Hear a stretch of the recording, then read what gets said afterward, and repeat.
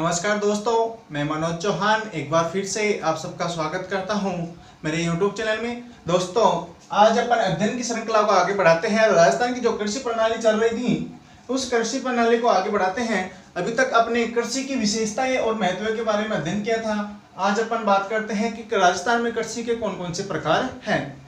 तो आज का जो मुख्य अगर टॉपिक की बात करते हैं तो वो रहेगा कृषि के प्रकार। कृषि के प्रकार। कृषि के प्रकारों में सबसे पहले अगर कृषि की बात करते हैं तो वो आती है शुष्क कृषि। शुष्क कृषि दोस्तों, यह कृषि वह कृषि होती है जो 50 सेमी से कम वर्षा का औसत होता है। 50 सेमी से कम वर्षा का जहां औसत होता है वहां पे शुष्क कृषि की जाती है। और यह कृषि मुख्यतः पश्चिमी क्षेत्र में, पश्चिमी मरुस्थलीय क्षेत्र में मुख्य रूप से की जाती है। तो आपको यह ध्यान रखना है कि शुष्क कृषि कहां पे की जाती है? मरुस्थलीय क्षेत्र में। पश्चिमी राजस्थान या बोल सकते हैं या पश्चिमी मरुस्थलीय क्षेत्र है, इसका प्रमुख स्थान है। दूसरा सिंचित कृषि। दूसरा प्रकार आता है कृषि के प्रकारों में सिंचित कृषि। यह कृषि मुख्यतः 50 से 80 सेमी जहां वर्षा का औसत होता है वहां पे ये मुख्य रूप से की जाती हैं। 50 से 80 सेमी वर्षा में ये मुख्य रूप से की जाती हैं। और अगर इसका देखते हैं कहां पे की जाती है तो ये अरावली और पूर्वी मैदानी, अरावली प्लस पूर्वी मैदानी क्षेत्रों में यह कृषि सबसे अधिक की जाती है, या बोल सकते हैं कि यहाँ पे यह कृषि है वो की जाती है। इसी श्रृंखला में जो तीसरा है वो है दोस्तों तरकृषि।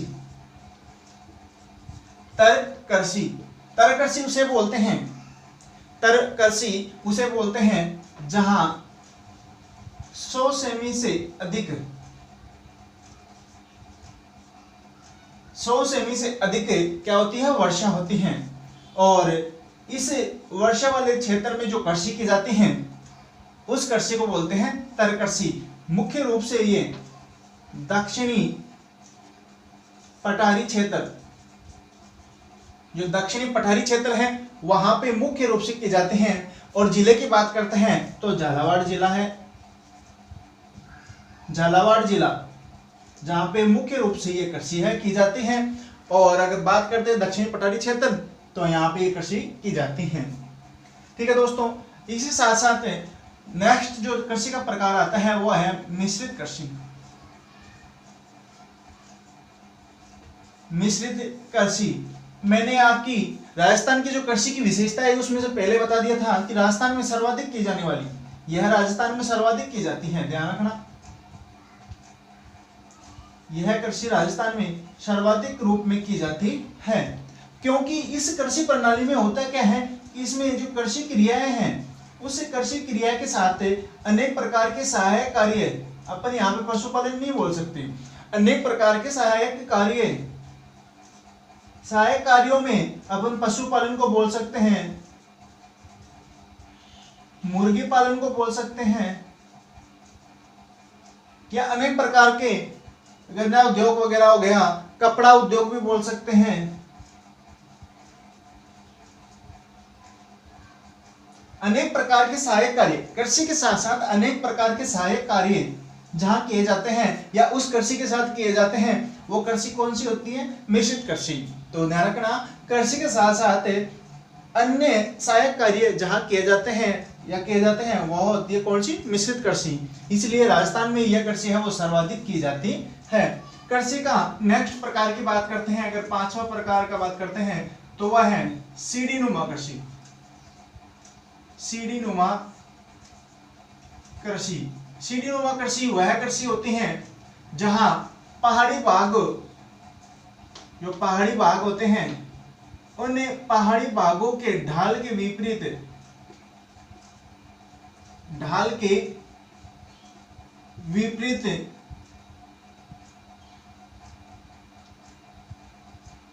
एक क्रमबद्ध, एक क्रमबद्ध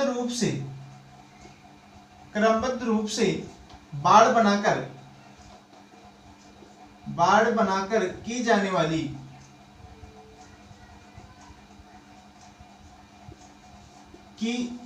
वाली कृषि को क्या बोलते हैं? सीढ़ीनुमा कृषि होती है। सीढ़ीनुमा कृषि जहां पे पहाड़ी बाग होते हैं, इन पहाड़ी बागों में क्या है, एक समुच्चय बाड़ है, वो सीढ़ी के रूप में बाड़ बना दी जाती है और इन सीढ़ियों के ऊपर ही कृषि क्रियाएं की जाती हैं, जिससे क्या है, जो वर्षा का जल है इन सीढ़ियों में या इन दौरों में भर जाता है और भर जाने के बाद यहाँ पे कृषि क्रियाएं कर लेते हैं। इसको बोलते हैं अपन सीढ़ीनुमा कृषि। ये मुख्यतः जो दक्षिणी प्रदेश हैं, दक्षिणी या फिर बोल सकते हैं दक्षिणी पठारी प्रदेश है या फिर पर्वतीय प्रदेश है, वहां पे यह सबसे अधिक है वो की जाती है। तो इसका भी अपन को ध्यान रखना है। दूसरी इसके साथ सम्मिलित है, एक है समोच्च रेखीय कृषि।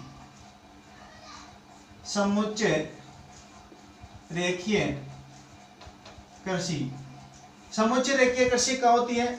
जहां पर्वतीय डालों में डाल के विपरीत एक रेखीय रूप में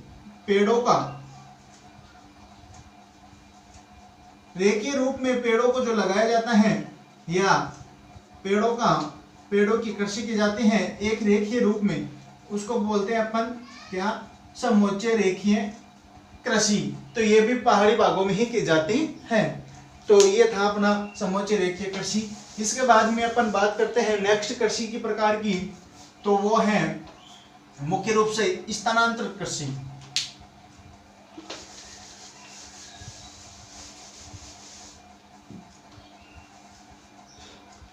नेक्स्ट प्रकार है स्थानांतरित कृषि।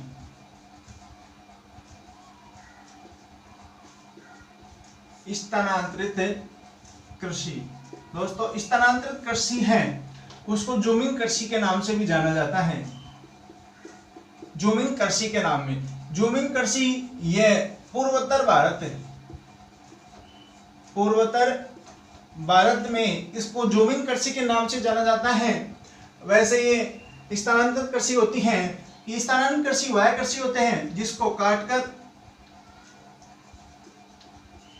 वनों को काटकर या जलाकर वह स्थान बदल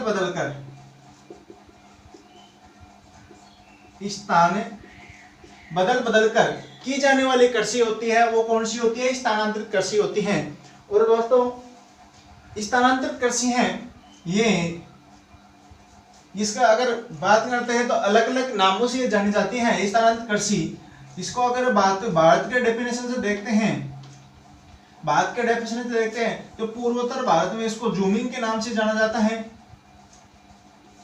और इसको आंध्र प्रदेश या पश्चिमी क्षेत्र में इसको मुख्य रूप से द्वैपा कृषि के नाम से जाना जाता है और केरल के तटवर्ती क्षेत्रों में इसको कुमारी के नाम से जाना जाता है और राजस्थान में इसको वालरा के नाम से जाना जाता है। ये कृषि के नाम है वो अनेक है, लेकिन कृषि एक ही प्रकार की होती है जो मुख्य रूप से स्थानांतरित कृषि होती है। तो इसको अलग अलग नामों से वो जाना जाता है। राजस्थान में इसको वालरा के नाम से जाना जाता है। अगर अपन इसके उपनामों की बात करते हैं, तो ये वालरा है, ये राजस्थान में कही जाती है और जूमिंग कृषि है पूर्वोत्तर भारत में की जाती है। और भी जैसे इसके अन्य नाम है, जैसे पर्यावरण का दुश्मन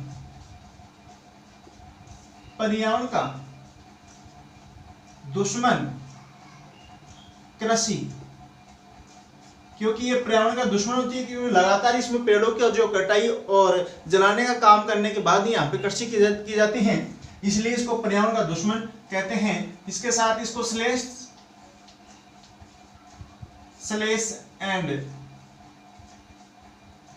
एंड वर्न कृषि के नाम से भी जाना जाता है। और जैसे इसको कर्तन एंड दहन कृषि के नाम से भी ये जाना जाता है। तो ये इसके प्रमुख उपनाम है। और बात करते हैं कि जो वालरा कृषि है राजस्थान में की जाती है, इसमें दो प्रकार की कृषि और की जाती हैं। एक का नाम है दजिया और एक आता है चिमाता। ये वालरा कृषि के ही उदाहरण है जो राजस्थान में की जाती है मुख्य रूप से। और ये वालरा कृषि है, ये वालरा कृषि मुख्य रूप से ये भीलों के द्वारा की जाती हैं। सर्वाधिक है वो भीलों के द्वारा की जाते हैं। दजिया जो कृषि है ये कृषि वालरा कृषि होती है। और ये इसको दजिया नाम इसलिए जाता है क्योंकि मैदानी भागों में की जाती हैं। मैदानी भागों में की जाने वाली कृषि है वो दजिया कहलाती है। और यह है पहाड़ी क्षेत्रों वाली कृषि, पहाड़ी क्षेत्रों वाली कृषि है। और पहाड़ी क्षेत्र में जो कृषि वालरा कृषि का उदाहरण है, पहाड़ी क्षेत्र में करते हैं उसको चिमाता कहते हैं, और मैदानी भागों में करते हैं कृषि उसको दजिया कहते हैं। तो ये थे स्थानांतरित कृषि के कुछ उपनाम। अगर स्थानांतरित कृषि के बारे में कुछ विशेषताओं की बात करते हैं, तो अगर विशेषताओं की बात करते हैं, यह कृषि पूर्ण रूपेण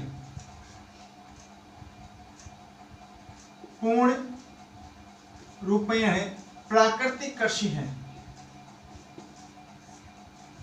प्राकृतिक कृषि है, ये कृषि स्थानांतरित कृषि है वो पूर्ण रूपेण प्राकृतिक कृषि होती है। अगर नेक्स्ट इसकी विशेषता की बात करते हैं, तो यह कृषि है वो पालन पोषण व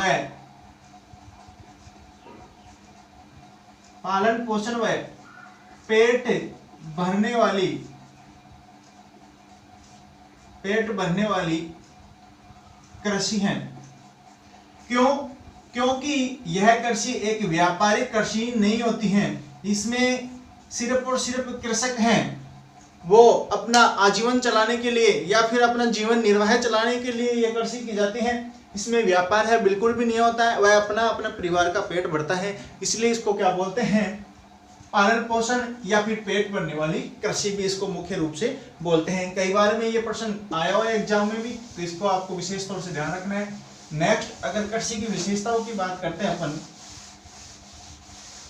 तो नेक्स्ट कृषि की विशेषता है वो है कृषि का प्रकार है वो है सघन या फिर उसको गहन कृषि भी कहा जाता है। सघन या गहन कृषि भी कहा जाता है।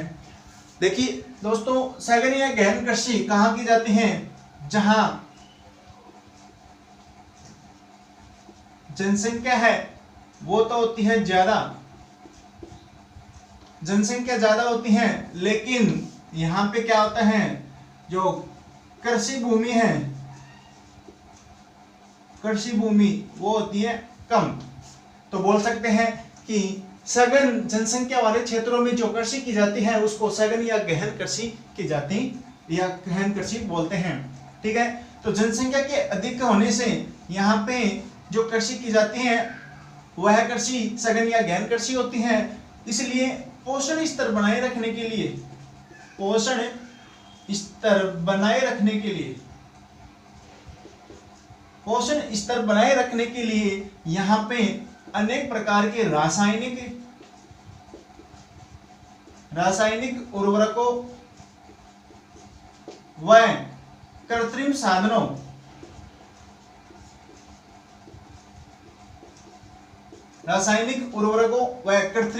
का प्रयोग है वो निरंतर और अधिक किया जाता है। अधिक किए जाने से इस कृषि को अपन सघन या गहन कृषि की जाती है। क्योंकि जब कृषि के अंदर इन साधनों का प्रयोग करते हैं तो कम कृषि भूमि में भी अधिक उत्पादन प्राप्त होता है। यह करने से क्या होता है, अधिक उत्पादन प्राप्त होता है, अधिक उत्पादन है वो प्राप्त होता है। और अधिक उत्पादन होने से संपूर्ण जो जनसंख्या है उसका पोषण स्तर है वो बनाए रहता है। इस कारण इन साधनों का प्रयोग करने वाली जो कृषि है वो क्या है, सघन कृषि जो अधिक जनसंख्या वाले क्षेत्रों में की जाती हैं और वहां पे कृषि भूमि है वो कम होती है। तो ये आ गया अपना क्या, सघन कृषि। दूसरी अगर कृषि के प्रकारों में बात करते हैं तो वो आती है विरल कृषि।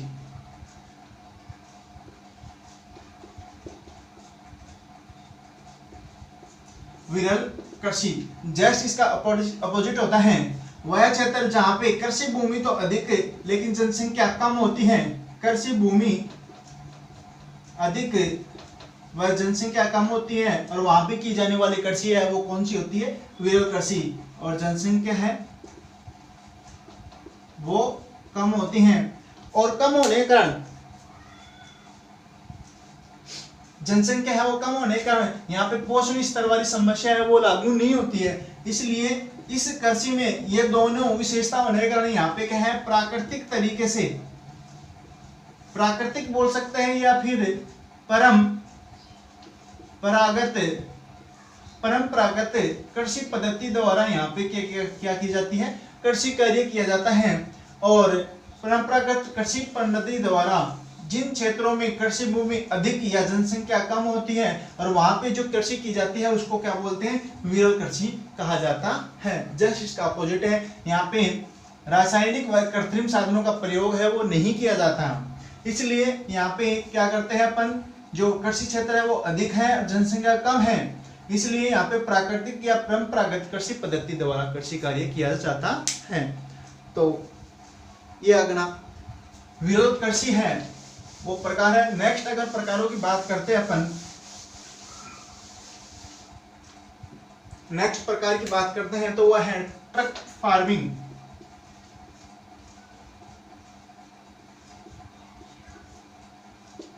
ट्रक फार्मिंग वह कृषि पद्धति होती है जिसमें एक महानगर के आसपास या बाहरी क्षेत्र जिसको अपन बोल सकते हैं, बाहरी क्षेत्र में जो कृषि की जाती है और उस कृषि के उत्पाद को तुरंत बाद या फिर रोजाना महानगर तक पहुंचाया जाता है ट्रकों के द्वारा, उसको बोलते हैं ट्रक फार्मिंग।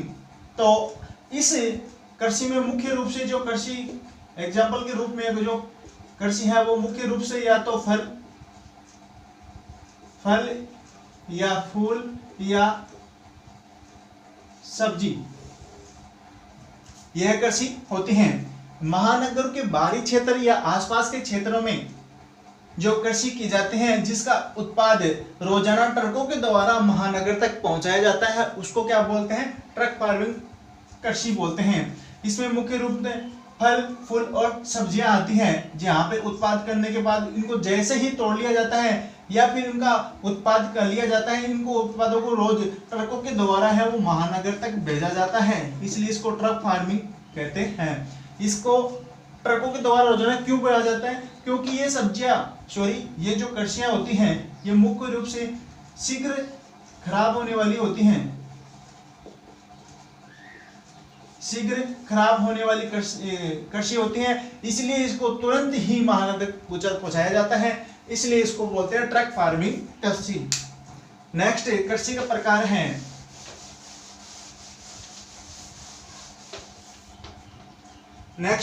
प्रकार है वो खड़ीन कृषि। खड़ीन कृषि कई बार इसका एग्जाम में प्रश्न बनकर आता है और देखते हैं कृषि के प्रकारों में मोस्ट है खड़ीन कृषि। खड़ीन कृषि वह होती है जहां वह कृषि होती है जो वर्षा जल को एकत्रित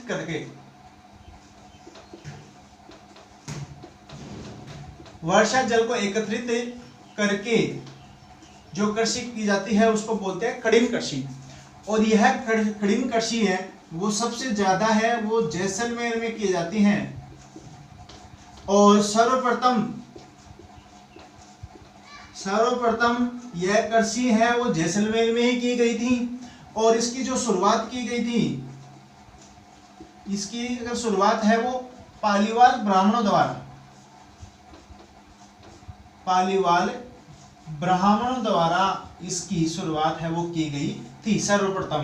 तो इसको आपको विशेष तौर से जानना, खड़ीन कृषि वर्षा जल को एकत्रित करने के बाद जो कृषि क्रिया की जाती है उसको बोलते हैं खड़ीन कृषि। और यह सर्वप्रथम जैसलमेर में की गई थी और वर्तमान से जैसलमेर में की जाती है और वर्तमान में भी जैसलमेर में ही अधिक की जाती है।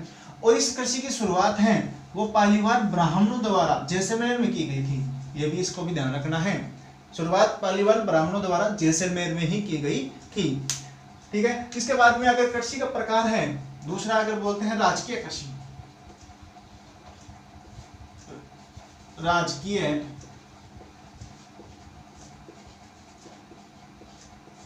राजकीय कृषि, यह कृषि वह होती है जहां सरकार द्वारा उन्नत बीजों की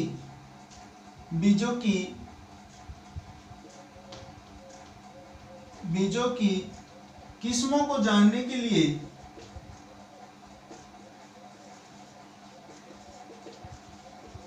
को जानने के लिए राजकीय शोध संस्थान में जो कृषि की जाती है उसे अपन राजकीय कृषि कहते हैं। इसमें होता क्या है कि सरकार द्वारा जो उन्नत बीज हैं उन उन्नत बीजों का परीक्षण या फिर उनकी किस्मों को जानने के लिए या उनकी पैदावार को जानने के लिए, उसका उत्पादन जानने के लिए जो शोध संस्थाएं होती हैं उनमें जो कृषि की जाती है उनको बोलते हैं अपन राजकीय कृषि। राजकीय कृषि उनको बोलते हैं। और प्रत्येक जिला स्तर पर एक जिला कृषि अनुसंधान केंद्र भी होता है। इस चीज का भी आपको ध्यान रखना है। प्रत्येक जिला स्तर पर एक जिला कृषि अनुसंधान केंद्र भी होता है। इसमें सरकार है वही जो बीजों की नई किस्मों की पैदावार को या उत्पादन को या फिर अनेक प्रकार की किस्मों की जानकारी प्राप्त करने के लिए शोध संस्थाओं द्वारा जो कृषि की जाती है वो कृषि होती है राजकीय कृषि। नेक्स्ट कृषि का जो प्रकार है, नेक्स्ट कृषि का प्रकार है वो है सहकारी कृषि।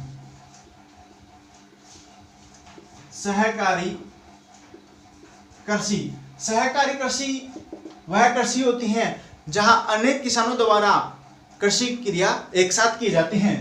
जैसे छोटे छोटे खेत होते हैं किसानों की, उन छोटे छोटे खेतों को जो करते हैं तो कृषि क्रिया में अधिक अपन को पूंजी लगानी पड़ती है। इसलिए इन छोटे छोटे खेतों को जो आंतरिक सीमाएं या बाढ़ होती हैं इन बाढ़ों को हटाकर एक ही खेत बनाकर उसमें जो कृषि की जाती है उस कृषि को क्या बोला जाता है, सहकारी कृषि बोला जाता है। तो ये ध्यान रखना, बहुत सारे किसानों के द्वारा एक साथ की जाने वाली कृषि है वो कौन सी होती है, सहकारी कृषि। कृषि का नेक्स्ट है बागानी कृषि। नेक्स्ट प्रकार है कृषि का बागानी कृषि। बागानी कृषि व्यापारिक फसलों को बागों के रूप में जो कृषि क्रिया की जाती है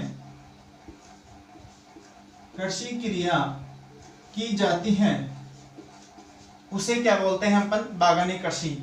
इस बागानी कृषि में क्या होते हैं, जो व्यापारिक फसलें हैं वो मुख्य रूप से यहाँ पे उत्पादित की जाती हैं और व्यापार के लिए जिन कृषि फसलों को बागों के रूप में उगाते हैं, बाग के रूप में जिन कृषि फसलों को उगाते हैं जो व्यापारिक फसलें होती हैं और उनको जब उगाते हैं तो उनको क्या बोलते हैं अपन, बागानी कृषि बोलते हैं।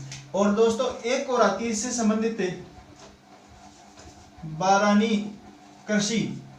यह कृषि वर्षा वाले क्षेत्रों में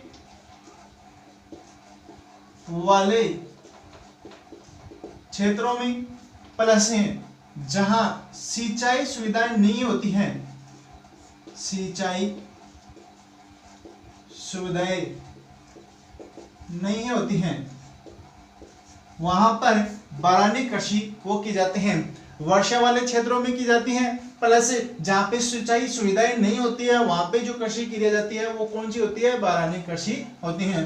कृषि का नेक्स्ट प्रकार है वो है व्यापारिक फसलें, व्यापारिक कृषि। व्यापारिक कृषि कृषक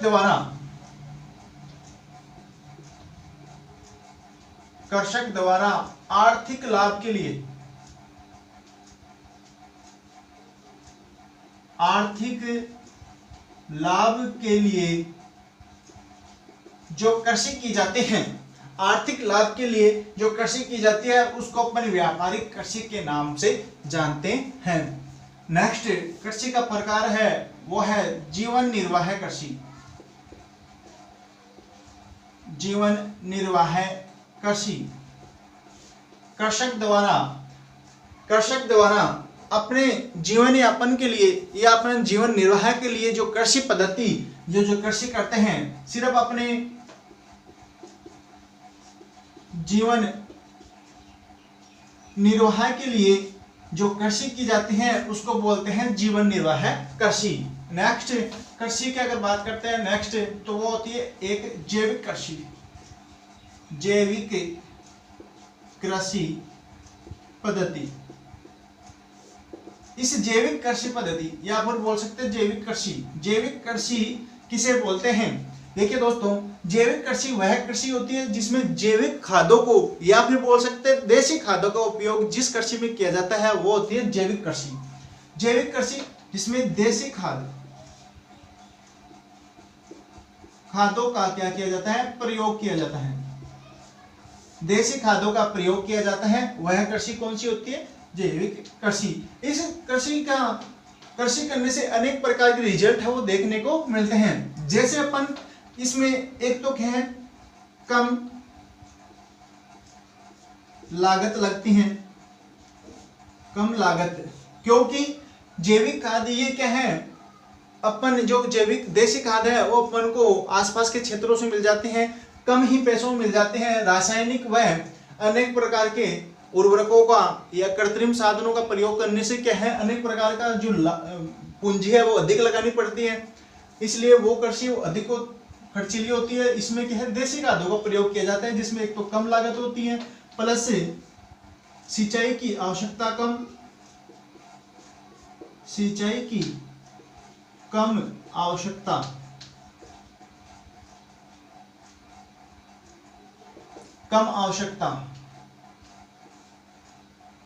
सिंचाई की वो कम आवश्यकता पड़ती है। नेक्स्ट बात करते हैं स्वास्थ्य वो ठीक रहता है, क्योंकि रासायनिक जो खाद होता है उनमें अनेक प्रकार के केमिकल्स वगैरह डाले जाते हैं या अनेक प्रकार के रासायनिक तत्व डाले जाते हैं जिससे क्या है, स्वास्थ्य है वो खराब रहता है, प्लस लाभ अधिक होता है। तो ये अनेक प्रकार के रिजल्ट है वो जैविक कृषि में देखने को मिलते हैं। इसलिए जैविक कृषि ये क्या करती है, एक और है भूमि का उपजाऊपन बना रहता है, मुख्य कारण है भूमि का उपजाऊपन है वो बना रहता है, क्योंकि कृत्रिम जो रासायनिक उर्वरक है वो लगातार भूमि का जो उपजाऊ है उसको नष्ट कर देते हैं, उसी कारण उसके मुकाबले ये जैविक कृषि है भूमि का जो उपजाऊपन है वो बनाए रखती हैं। तो ये मुख्य इसका रिजल्ट देखने को मिला है। नेक्स्ट अगर कृषि के प्रकारों की अगर बात करते हैं, कृषि के प्रकारों की बात करते हैं तो जैविक कृषि है, इस जैविक कृषि में सबसे ज्यादा अपने जो डूंगरपुर है, डूंगरपुर इसमें जैविक राज्य का जैविक कृषि वाला जिला कहा गया है, राज्य का जैविक कृषि वाला जिला है वो कहा गया था डूंगरपुर को। ये आपको ध्यान रखना है, एग्जाम में आया हुआ है तो आ भी सकता है। जैविक कृषि वाला जिला कौन सा है, तो डूंगरपुर। और अगर भारत की बात करें और राज्य पूछा लिया जाए, भारत की बात करें और राज्य पूछ लिया जाए तो नाम आता है सिक्किम का, सिक्किम का नाम आता है। तो ये भी आप जैविक कृषि में आपको विशेष तौर से ध्यान रखना है। राजस्थान में अगर जैविक कृषि वाला जिला है तो डूंगरपुर, और भारत में जैविक कृषि वाला राज्य है तो सिक्किम, ये आपको ध्यान रखना है। फिर दोस्तों एक आती है संविदा कृषि, संविदा कृषि। संविदा कृषि होती क्या है, इसमें क्या होते हैं, जो बड़े बड़े कृषि घरानों द्वारा, बड़े बड़े कृषि घरानों द्वारा किसानों की भूमि को संविदा पर ले लिया जाता है, या फिर किराया बोल सकते हैं, किराए पर ले लिया जाता है, और उसमें जो कृषि की जाती है उसको बोलते हैं संविदा कृषि। दोबारा से बता रहा हूं कि बड़े बड़े कृषि घरानों द्वारा किसानों की भूमि को संविदा पर या किराया पर लेकर जो कृषि की जाती है उसे बोलते हैं संविदा कृषि। तो आपको यह भी ध्यान रखना है, संविदा कृषि। फिर उसके बाद में है ग्रीन हाउस कृषि।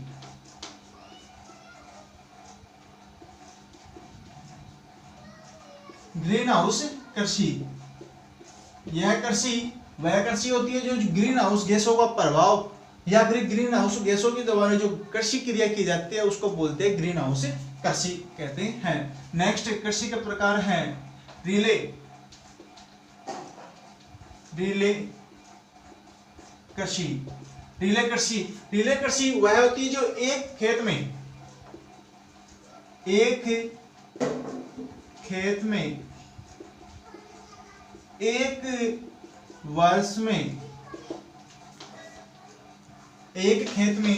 एक वर्ष में चार फसलों का उत्पादन किया जाता है। रिले कृषि वह कृषि होती है जहां एक ही खेत में चार फसलों का उत्पादन किया जाता है। वह कृषि क्रिया कौन सी होती है, कृषि प्रणाली कौन सी होती है, रिले कृषि बोला जाता है। एक इसमें दूसरी आती है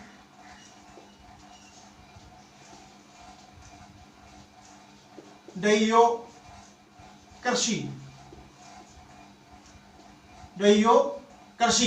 इसमें क्या होता है, एक ही खेत में एक वर्ष में 3 फसलों का उत्पादन किया जाता है। देखना दोस्तों, रिले कृषि में है वो एक वर्ष में 4 फसलों का उत्पादन किया जाता है। डैयो कृषि में एक वर्ष में एक ही खेत में 3 फसलों का उत्पादन है वो किया जाता है। इसको आपको ध्यान रखना है। एक आती है दोस्तों, ये जो कृषि प्रणाली है यहाँ पे थोड़ी सी मिस्टेक हो गई, इसको अपन बोलते हैं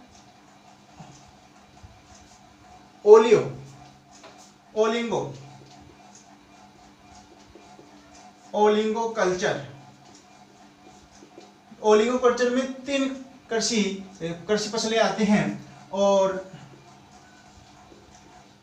डैयो कृषि में आती हैं या कल्चर में आती हैं एक ही खेत में 2 कृषि फसलें आती हैं। और एक आती है दोस्तों मोनोकल्चर या कृषि, जिसमें एक ही खेत में एक ही प्रकार की कृषि की जाती है। दोबारा बात करते हैं इस पे अपन। रिले कृषि उसे बोलते हैं जो एक ही खेत में एक वर्ष में 4 फसलों का उत्पादन किया जाता है, उसको बोलते हैं अपन रिले कृषि। दूसरी आती है ओलिंगो कल्चर में क्या होता है, खेत एक ही होता है, वर्ष भी एक ही होता है, लेकिन फसल है वो 3 ही होती हैं। फिर आते हैं डैयो कल्चर या कृषि, इसमें एक खेत में एक ही वर्ष में 2 फसलों का उत्पादन किया जाता है। फिर आते हैं मोनोकल्चर, इसमें एक ही वर्ष में एक खेत में एक ही फसल का उत्पादन किया जाता है, उसे बोलते हैं अपन मोनोकल्चर। तो दोस्तों ये थे अपने लगभग कृषि के प्रकार। और दोस्तों आज एक वर्तमान समय में एक कृषि का प्रकार है जो चल रहा है मुख्य रूप से, उसकी बात भी अपन कर लेते हैं। उसका नाम है जीरो बिगेट कृषि। जीरो बजट कृषि, इसका मतलब होता है जीरो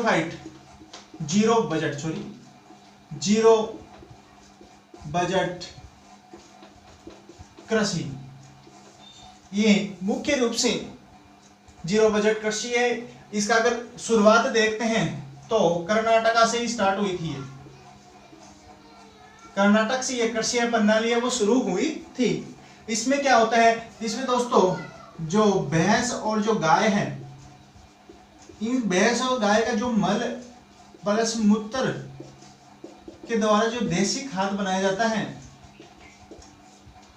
मल व मूत्र के द्वारा जो देसी खाद बनाया जाता है, और उसको कृषि कार्य में, कृषि में क्या किया जाता है, उपयोग किया जाता है या प्रयोग किया जाता है। कृषि में इस खाद का प्रयोग किया जाता है, वह कृषि कौन सी होती है, जीरोफाइड कृषि।